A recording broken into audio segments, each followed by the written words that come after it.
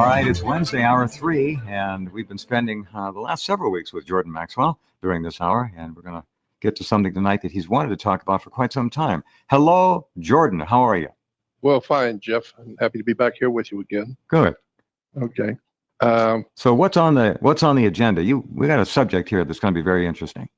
Yeah. Well, you know what? We talked for a few moments about my experience with helping David Icke.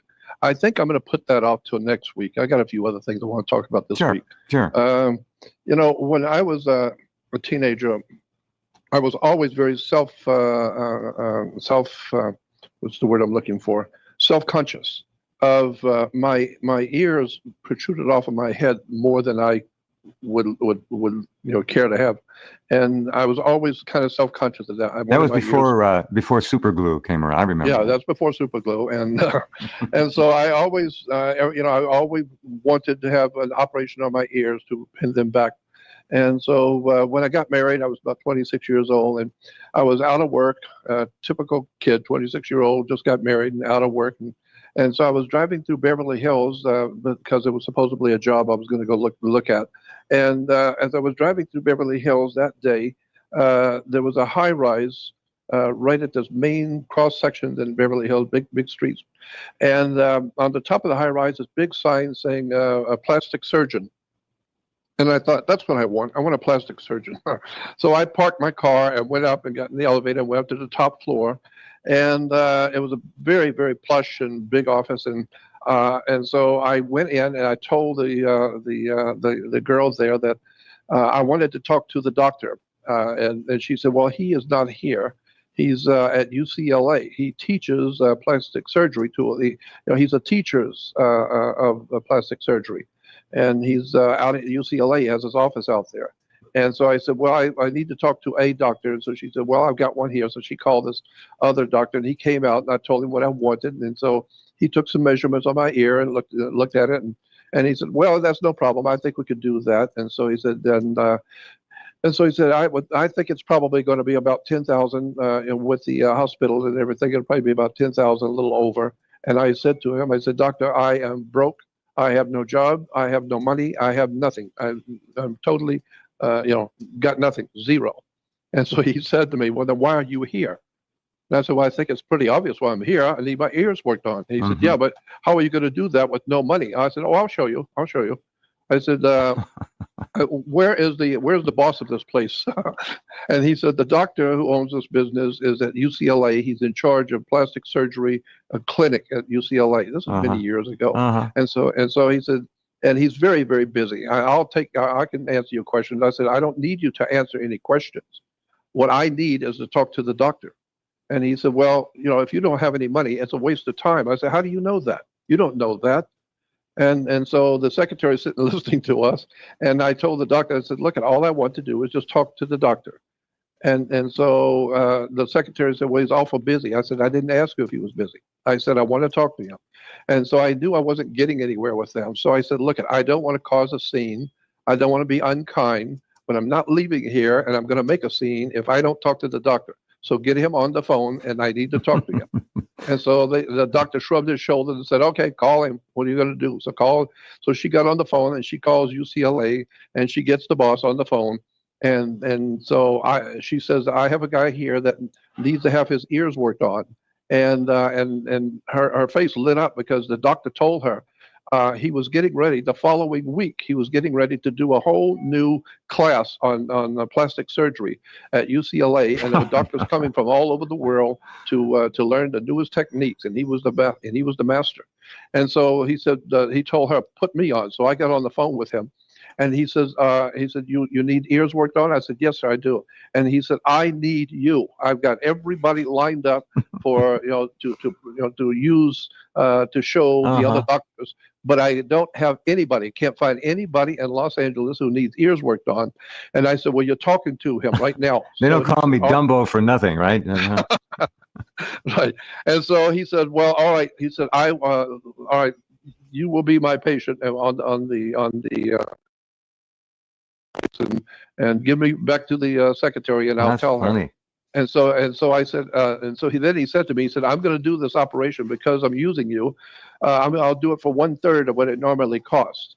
And I said, no, doctor, no, you're not going to do it for 1/3. You're going to do it for free. I don't have a dime. I'm broke, got nothing, no job, nothing. And I said, and not only that, but I'm going to need hospitalization and other care after the operation. And you'll have to do that for free because I don't have anything. And he waited for a few moments. And he said, all right, put the secretary on the phone. And he told her, get him connected to the hospital and get him there now. And I'll take care of everything. It's going to be my expense. So I ended up going to Cedars-Sinai and having an operation like I wanted. And the doctor paid for everything, my hospitalization, my, all the other visits I had to go back 2 or 3 Sure, times. follow-ups. Yeah, of course. And he was amazed, and I was too. But I got what I wanted. I went in there. I said I want to talk to the doctor. I did, and I got what I needed. And it didn't cost me another cosmic Maxwellian encounter. I mean, it was a silly kind of thing, but That's Jordan. Just strange things happen around me, and then I was thinking about a couple of other things. When I first got married, my wife had a lady friend, an older couple, and she wanted to go visit them one night. And so we drove over to this old couple's home, and the old lady they were a very nice couple, and so my wife, when we got there, went into the kitchen with the old lady, and they were talking, and the husband wanted me to go see his ham operation. He had an enormous operation in his den of his home with all the equipment for radio and Sure. And ham operator. Yeah. And I was just fascinated listening to him talking to people all over the world. All over the world. That's amazing ham radio. Incredible. He was talking to people at the Vatican and on the ships at sea. And so I spent about a half an hour just sitting there listening to him and watching him do what he's doing with the radio stuff. And then I decided to get up and wander around the house for a few minutes. And I went up into the front room. In the front room, he had been a merchant sailor. He had been a merchant seaman, and he had been all over the world. And because of that, he had been collecting all kinds of artifacts from all over the world. He had from Africa, little statues and trinkets and just all kinds of interesting little strange stuff that he's picked up in his life as a merchant marine. But there was one thing in that front room that was overbearing. It was enormously important. It was a statue about 5.5 to 6 foot high of a dragon, and it was candy apple red, and I do mean flashy candy apple red. That's pretty weird. And it was a beautifully carved dragon, and it was like a big pillar sitting on the leaves and branches. All of that was hand carved, the leaves, the branches, and then the big pillar, and this dragon was wrapped around it, and it was extraordinarily beautiful thing. Like I said, about 5.5, 6 foot tall, and it was looking. The dragon was looking at the other side of the room, at the other corner of the room, and there was a window over there, so it looked like it was set up so he's looking out the window. And so I walked up to this statue. And was looking at the artwork of the base with all the leaves and grass and everything. It was all wooden carved, and so I was looking at the base, admiring the beauty of the handwork. And as I started, my eyes began to rise up, and slowly but surely, seeing every little detail as I was raising my eyes up higher and higher and when I finally looked up at it, it was looking at me. It was looking directly at me, and my heart dropped into my stomach. I thought I was going to faint. I could not believe. Did you say anything? No. That'll leave you speechless. Wow. No, it was totally speechless. But when I walked in, it was looking. It's a wooden statue, and it's looking over to the other side of the room. Got it. And when I'm standing there looking at the base, and then as I continue to raise my eyes higher and higher, looking at this thing, when I saw the face, it's looking at me. And I felt the adrenaline go through my body. I felt the fear just went all through my body, and I was shaking. And I left out of the front room, and I went back to the kitchen, and I told my wife, I said, "We have to go now." And she said, "Okay, in a few moments." And I said, "No," I said, "Now." That's NOW. Immediately, we have to go. And so she didn't like it, and I said, "I don't care if you don't like it. We have to go." So she came with me, and we got in the car and we left. I was shaking. but I Can't never imagine told her. why. Wow. And I never told her what I had seen and what happened to me because, I had already problems with my wife trying to Hmm. adjust to the kind of life I lived. Hmm. And so I didn't want to tell her that because it really freaked her out. And so, that's just one more strange thing that scared me to death. That's a And good one. That's wild. Did you ever go back? no, no, I would never go back to that place ever again. I just Uh-huh. thought, I don't know what that was. I don't know who was playing tricks on me. But anytime a wooden statue turns around and looks directly at me, Yeah. I'm never Yeah. going back ever. And so, Well, it's like one of those stories. Hey, look what I got at the garage sale, and the thing yeah, has a mind of its own. exactly. Wild. That's Wild. exactly what it was. People say, "Look at this beautiful statue I bought in China." Yeah. Well, don't be surprised if it comes alive. That's And really so, amazing, Jordan. You don't exaggerate, and that is no, really no, that's no. a stunner. It was a frightening experience to me because Sure. I was only 26 years old, and I'm not expecting that. My eyes were just generally starting from the bottom of the statue and going Right. up. Right. Right. And then Right. when I looked up, finally, I looked up into the face, and it's staring at me. Well, And divorced by statue, right? and it scared me. My heart dropped in my stomach, and I felt dizzy, and Sure. and and fear went all through my body. And all I knew is I got to get my wife and get out of here. And so I've lived through a lot of that kind of thing, but that was just one more experience. That's a good one. Yeah, and did I ever tell you about the ghoul that hit our town in Pensacola? The We used to ghoul? have, yeah, a ghoul, No. Ghoul, Yeah. a No. ghoul. No. No, I like ghoul stories. Oh yeah, well this is one because when I was about 16, 17 years old, Pensacola in Florida, and you could go on the web and just type in Pensacola ghoul, Hmm. and there's all kinds of articles about it, but most of them were just professional articles from newspapers and magazines. But I lived it. I was there, and so what I've read on the web about it was nowhere near what I experienced myself.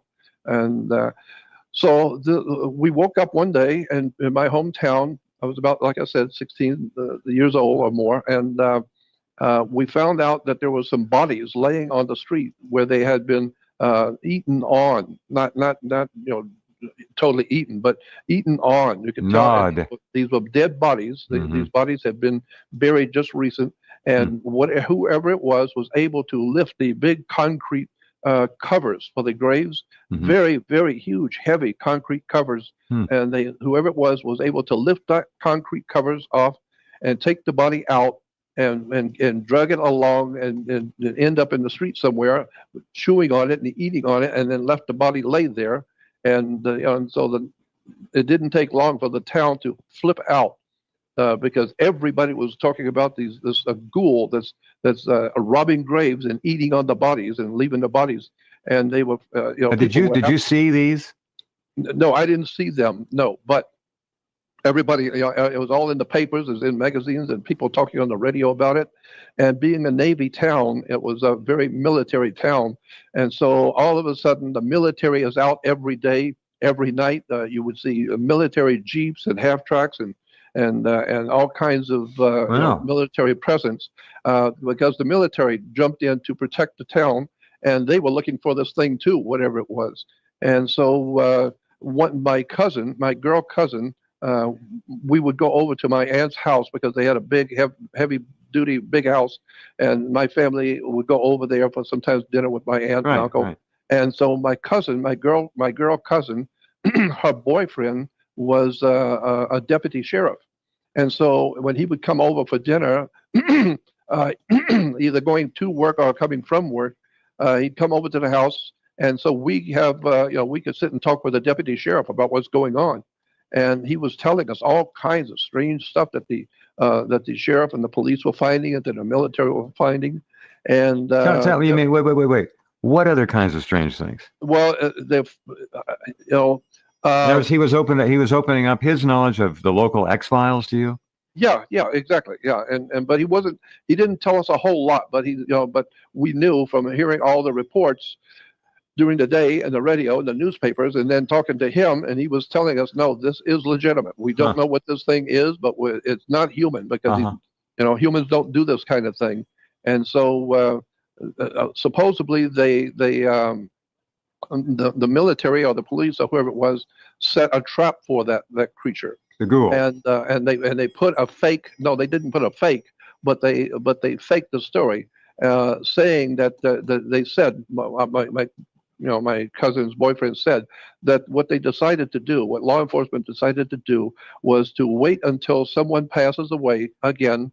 And when they do, they're going to be buried at Whitmire Cemetery, and the city's already set this up. Hmm. So they will put it into the paper immediately. A new person that has passed away, and then that person will be buried at Whitmire Cemetery. And so that's to alert this animal, this creature, to where his next victim will be. And he said, so they've already set this up. They've got lights ready. This was military? Yeah, this was the military, the Navy, Uh-huh. and also the police. What year would this been, Jordan, This is probably approximately? about 56, 57, Okay. something like that. All right.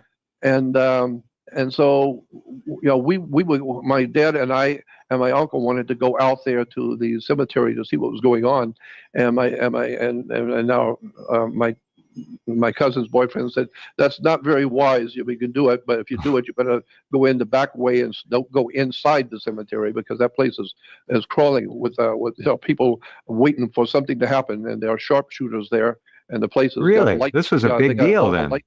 So we heard again that he had whatever this creature was, he had struck again, and I guess they were firing at him and shooting at him, and it didn't hurt him, because my girl cousin's boyfriend said we shot him so many times. Military did, Navy did, the sheriff's people, the cops shot this creature many times. We hit him, didn't seem to bother him at all. He ran and was able to go over the fence. How did this guy talking to you describe what the ghoul looked like?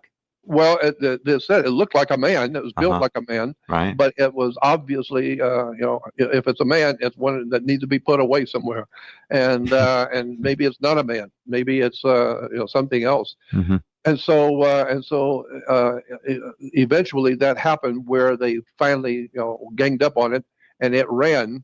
And they set the dogs on it, but it was the thing was able to outdo the dogs and outsmart the dogs. So you talked to one. Excuse me. You talked to the one guy who actually was involved with shooting. Yeah, right? yeah. He was a deputy sheriff. Yeah, and he said this really happened. Right, it really happened. Shot at it. Wow. Yep. Well, how did he look? What did he say? Was he scared? Was he perplexed? Was he worried? He was perplexed, but he's a sheriff's deputy, so that's for him to handle. I mean, that's what he does for a living. So we'll talk about more when we come back. Very good. Yeah. All right. Bedtime stories with Jordan Maxwell. More coming up. Great stories tonight. Go ahead, Jordan. Yeah. Back in 2010, I was homeless again, and I had to move out, and so I got a little small room in the backyard of a bigger house. It was just a room, but it had everything I needed, and so I worked on the place to clean it up and repaint it, etc., and got it really nice and comfortable. Sure. But there was a piece of molding that was floor molding under the sink, and it was falling. It was falling apart, and so I glued it back in, put some glue on it, and glued it back in. And then a few days later, it's laying on the floor again. So then I put double amount of glue, the will hole, that really strong stuff, and put it on there and tacked a few little nails into it to hold it. And a couple of days later, I came home, and there it is laying on the floor again. And so then I went out and got the hammer and nails, and I nailed it back in. I mean, 4 or 5 nails. I nailed that molding. It's not going to fall anymore. And so I was sitting at my desk and working, and all of a sudden one night I'm sitting there working, and all of a sudden I hear the loudest crash, like a car hit my room, like a car ran through, and it just a loud thunderous crash. And it scared me to death, and I jumped around to see what was wrong, and there was the molding on the floor again. Wow. And I had put a bunch of nails in to make sure, but no, it was a loud crash, and there was the molding on the floor. Well, whoever used to live in there obviously didn't want it up there. I guess not, because somebody was saying, you can do whatever you want, son, but this is not going to be. Did you tell the owner about that? Yeah, I did, but there's nothing she could do. Did she believe you? No. Did she believe you? Oh, I don't know if she did or not. I just told her what happened. Hmm. But it doesn't mean anything. That and $2 will get you a cup of coffee. But I know that there was a message in that because the sound was so loud. It was absolutely thunderous, and so it made the point. Somebody is saying, "No, you're not going to put this molding up. I don't care how you do it."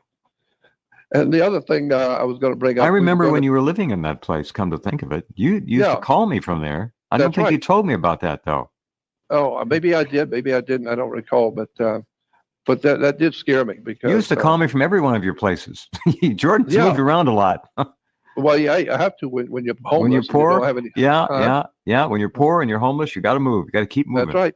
That's right. And then I would get a place. Somebody would give me a room to let me live in a room with their house, and then the house would sell. So Yeah. they have to move. That means I got to move again. I have to call around to my friends and try and find another room. And then I get there for 6 months or 5 or 6 months, and then they decided they're going to leave and go someplace else. So I've got to leave too. And so that's the way life has been for me since 1988, Mm. 89. Mm. I have been totally homeless, and so I don't care anymore. I just do the best I can. Well, And the stay universe alive. is ultimately taking care of you, though, because you're not on the streets, and you have had a lot of very nice people That's right. bring you No in doubt about it. and provide basics for you. And I mean, you're a treasure, and I just can't imagine why this has been your lot in life. It's not right, but it Well, has, and you've survived it. So, yeah, I've been sued and oh, I lied don't to even and go there, all Jordan. kinds of stuff my life has been stolen from me and all kinds of things have happened to me. But my feeling is I've been put here to do something, and that's what like the Apostle Paul quoted in the New Testament. The Apostle Paul said, "Am I only to take what is good from God, or am I also to take whatever He gives me?" Mm-hmm. So Mm. it may be good, it may be bad, but it's still God is giving it to you. So don't complain, and You never just go really with the have flow. complained. No, not to me. I mean, we've discussed these things at great length, but you've never Yeah. complained. You've carried this load remarkably gracefully. And Well, I because I just feel that it's something I'm supposed to do, and that's who I am. That's the life I chose, or that's the life that's been given to me. So there's no use in complaining about it. I am there who you I am, go. and I've done what I've done. So, Yeah. Well, at least you and got the ears fixed. Come on. yeah, so, but I was going to tell you a little bit. I guess we got a few minutes. I'll tell you Oh, yeah, about we my. got about 15 minminutes. Yeah, well, I think that'll be enough. Hopefully, We'll make it about my 16 then. How's that? well, it's about my experiences with David Icke. Back in 1992, I got a job with a publishing house in San Diego called Uh-huh. Truth Seeking. Yep. And I was pretty much like an ideologue. I was kind of like in charge of the whole place. There was a lady who was running it, but she let me pretty much run the place the way I wanted to. Right. And the company was a for-profit publishing house, but they had like $24 million in the bank and a public trust fund, so that they would get the interest divided into 12 equal payments. And so that no matter if they made money or they didn't make any money, it doesn't matter because they're getting almost $100,000 a month, to make sure that the company would always have plenty of money to do what it wanted. Sure. And so I got a job there as a religion editor for the magazines and for the company. And then I also ended up being kind of like an ideologue. They pretty much let me do whatever I wanted to do. And so I was financing everybody. I was giving money to all kinds of writers and researchers and promoting people on radio and television. And I was having a great time being generous with everybody and helping all my Well, friends. you used to call me when you were down there too. I remember all this. Yeah, yeah, and so one day a young girl came in to visit. She called me and said she wanted to talk to me. Mm-hmm. She was from England and she needed to talk to me. So I said, okay, so come over, and she did, and she brought a young man with her. Her name was Alice Ferguson, and the guy's name was David Griffin, I think it was David Griffin. And so she's telling me that her friends in the UK told her to come to America and go to San Diego and meet Jordan Maxwell because he seems to have a line on money, and he's being very generous with everybody and helping to Mm-hmm. finance people's careers and get Mm-hmm. them, get their books published and everything. And so she said, and so that's why I'm here. And she said, I come here because I wanted you to help me promote my friend David Icke. And I didn't know who he was. I have no idea. So I said, Mm-hmm. well, who is this David Icke, and what do we need to What promote year him was this for? again? 99? No, it was about No. 92, Had to be 91. way early. Yeah, I heard you wrong. Okay. Yeah, it was about 1992, I think it was. Mm-hmm. And so I said, all right. And so we talked, and then she showed me a VHS of a little 10-minute lecture that David had done in England at some little group. And I liked him. I liked his style. I thought he was very intelligent. And so I said to her, all right, I will help you with him. And I said, here's what I will do. I will give you and your friend, David, I will give both of you um, a job. I will hire both of you to work for me, and I'll give you $2,500, 2,500 a month, 2,500 a month. That's 5 grand between the two of you. I'll give you a job, and you work for me doing promotions and doing what I need done because I was going to hire somebody anyway. So I'll hire you, and now you've got a job, and I will give you the credit card on the foundation. The foundation has a lot of money, and I'll give you the credit card so that you can promote David Icke and every and everything else I want you to do. You use the credit card, and so now you've got a job. Well, that means also I told her, well, that means tomorrow I'm going to have to find you an office here in the building. And of course, with the office, I got to get your computers and phones and printers and all of that stuff. So that's going to be another expense. And so I'll get you an office. You'll both have an office to yourself, and I'll outfit the office for you. And then of course you. And so I asked her, where are you going to stay? And she said, well, we don't have a place right now. So I said, oh, okay. Then what I'll do is I'll get both of you 1 bedroom apartment apiece, and we'll pay for it. The foundation will pay for it. So go out and look and find an apartment. And so she said, well, we can't go out because we don't have a car. So I said, all right, I'll lease you a new car tomorrow. I'll go with you. I'll lease you a new car. I'll give you some cash. Go out and find the place you want, and then come back and I'll get it for you. And then the company will pay for it. Right. So I got them a new car. I give them a job, $2,500 a piece each month, plus their own office and plus their own 1 bedroom apartments. And then I said to them, I said, well, you're going to need furniture and everything. So I give them both $3,000 in cash to go out and buy furniture for their apartment. So both of them had 3 grand to go out and buy stuff. And so they were very happy. They should be. I was financing them and giving them gold credit cards and all of that.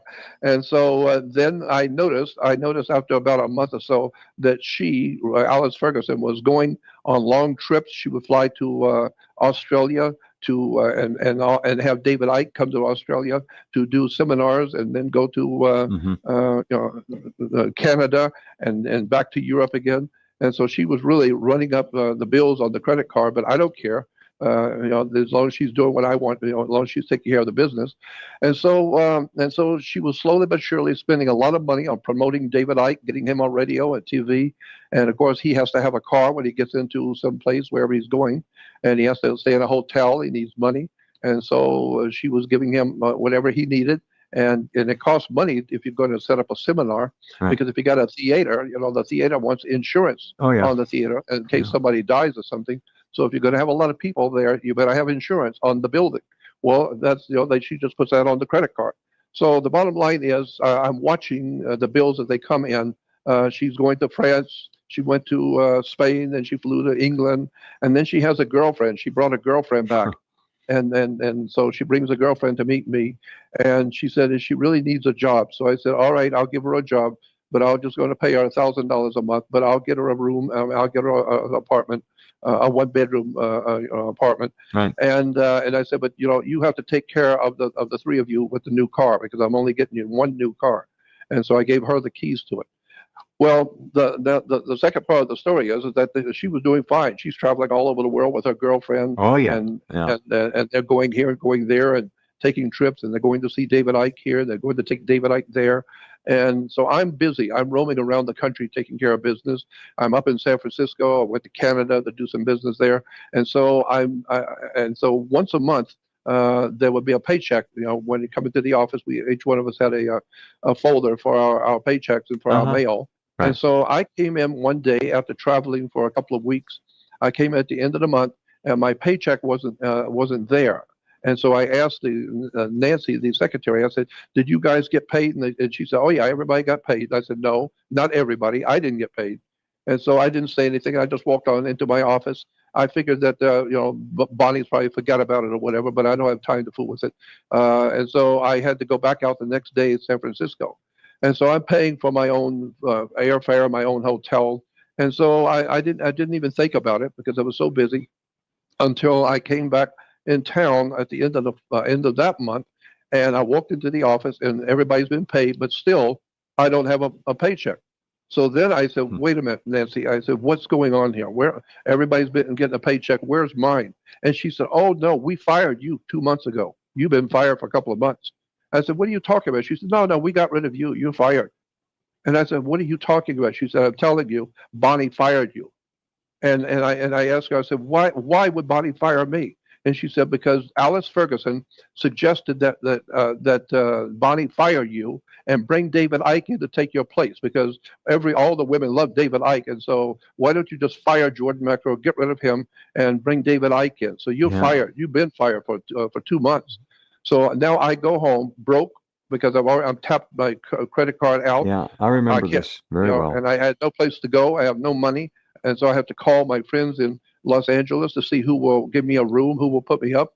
And Vladimir Tajinsky, my dear friend from Eastern Europe, Hmm. the scientist, Vladimir gave me a room he gave me his room. He lived in a one-bedroom apartment. He gave me his room. He bought food. He gave me and drive me around, take me around to wherever I needed to go. He saved my life, and so I had a place to live until I could get back on my feet. But the bottom line on the story is that all that I gave Alice Ferguson, all that I gave them with money for Yes. apartments and new cars, and that's what I got for it. Alice Ferguson stabbed me in the back and got me fired, so I'm sleeping on the floor in Los Angeles with nothing for being so generous for her. So I've No had this good deed goes unpunished, Jordan. I have had this kind of stuff happening to me continually, Hmm. over and over and over Hmm. again. And of course, I got a lot of people say to me, "Well, it's probably something you're doing." And I said, "Yes, it is. I'm trusting. Yeah, you're being I'm a too damn decent kind. man. That's I'm that's trusting always been the issue. and I want to try and help people, Yeah. and I'm always ready to give and to be generous. Yeah, I have a character flaw, and that's why I sleep on the floor broke with nothing, because the people see in me a way to make a lot of money and to rip the old man off and get rid of him and take the money. And so that's what I have put up with for all these many years. And so, but I have always known that there must be a reason why these things happen to me. And I know what it is. I'm totally sure I know what it is. I have cosmic companions. I've come here to do something of importance. Hmm. And somebody knows that I'm here and they know what I'm doing, and they have the ability to throw me under the bus. And I'm talking about spiritual entities. I know that I have spiritual enemies. Too many things have happened Oh, to they're me. black beings So there that'll get that's in. Oh, yeah. Yeah. so I know that something evil is watching me, Yeah. and it is not impressed with what I do and wants me off the earth to destroy my reputation, to destroy my Oh, work. well, And so I feel, well, I've been, they're the you know, enemies of light and knowledge and wisdom. Oh my God, what you've contributed is enormous. And well, naturally, you would draw the dark side, which wants to rub that out. They don't want oh, people to know the truth. They don't want people to know how it's all run, who set it nope, up. They nope. don't. They don't want people to know that they're victims. And the people, generally speaking, they don't want to know either. They don't care No, to know. it's just, and now more or less than ever, they just have no interest. They're None, just none at bumbling all. along. Not all, but most of them are just bumbling along like Yep. things, and they call it flotsam and jetsam. They're just floating along, banging into the shore, banging into each other. There's no purpose. They're not fit for purpose, as That's Tim exactly Refat would right. say. They just aren't. I always try, and I've said to so many people over the time that, I'm not here talking to you because I happen by chance to have been born. Most people are here because they just happen by chance to have been born. No, I am here as a teacher. I've come here and spent 60 years of my life preparing myself to be who I am in this particular time in which we are now living, in which the world is now caught up in demonic darkness, evil, treachery, and people of the world do not know how this stuff works and where it's come from and where it's going. So that's what I'm here to do. And no one does it like you, Jordan. Nobody. Nobody. Thank you for sharing that. It's not fun to do, and I do remember it quite clearly. I remember Well, thank you. Vladimir and all that. You have surmounted things that very few people could handle, and you sound wonderful as always. Well, I did it because of people like you who helped me, and I appreciate it. Jordan, you go get some rest, and we'll talk next time. Thank Okay. you. Thank you, my friend. Bye-bye. Good night.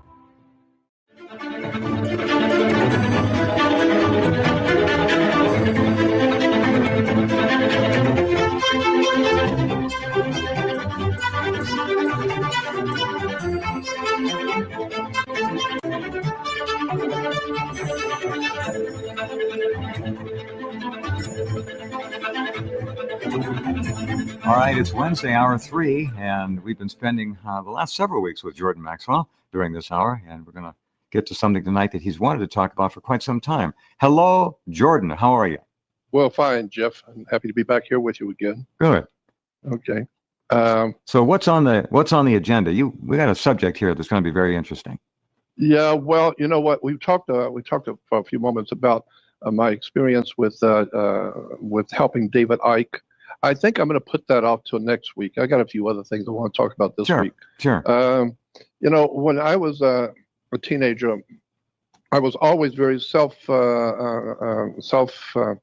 the word I'm looking for?